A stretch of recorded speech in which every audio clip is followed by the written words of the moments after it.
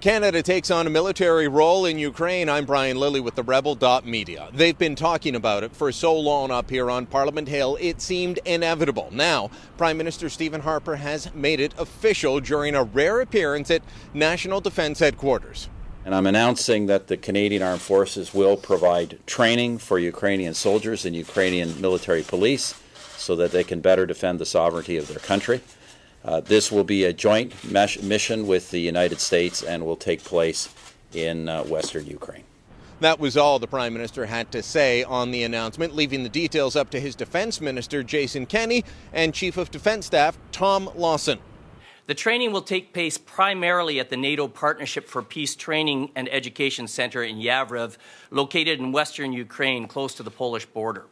Canadian Armed Forces personnel will provide training assistance in the fields of individual and unit tactics training, military police skills and procedures, explosive ordnance disposal, flight safety training, medical system modernization, and logistics system modernization.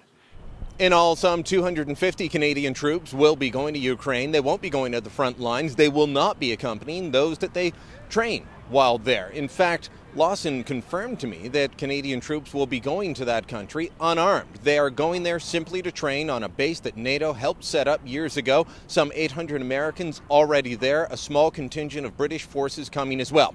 Now, there are concerns about neo-Nazi militias that sprung up in eastern Ukraine to fight back against the Russian-backed rebels. Well, will Canada be training them? Defense Minister Jason Kenney says no, but he is aware of the groups and he's aware that there are attempts by the Ukrainian government to bring some of these militias on board with the regular Ukrainian army. You know, our trainers are not political scientists. They are military tactical trainers. That's the mission they have. We obviously trust our Ukrainian government partners to send to Yavoriv and the other training operations members of their National Guard or their army who are regular enrolled members whose political agenda is loyalty to the sovereignty of Ukraine and the Ukrainian people. Ukrainian diplomat Marko Shevchenko was on hand. He thanked Canada and said it's important to remember that people are still dying, the fighting's still going on in his country. Although in the last month the situation in the east of my country has improved, the ceasefire in the area affected by war is still very fragile. Almost every day, Ukrainian soldiers and civilians continue to die.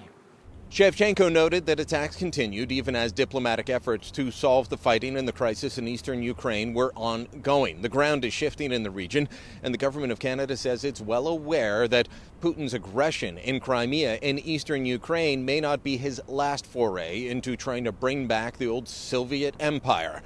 He has made threatening noises about NATO partners, including Lithuania, Estonia, and Latvia.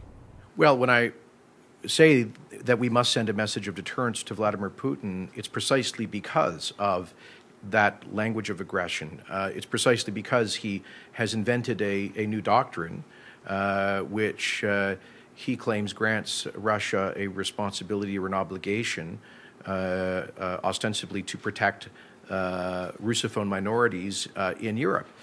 Obviously, this is of great concern to our Baltic allies within NATO, to Latvia, Estonia, and Lithuania, and to other countries in Eastern Europe. Let there be no doubt that Putin's aggression in Ukraine is not an isolated concern. And this is why we believe, with our allies, that a message of resolve and deterrence is the best way to prevent a miscalculation on the part of Mr. Putin. Should Canada be involved in yet another war far from our shores? The easy answer would be to say no, stay home, stay out of this one.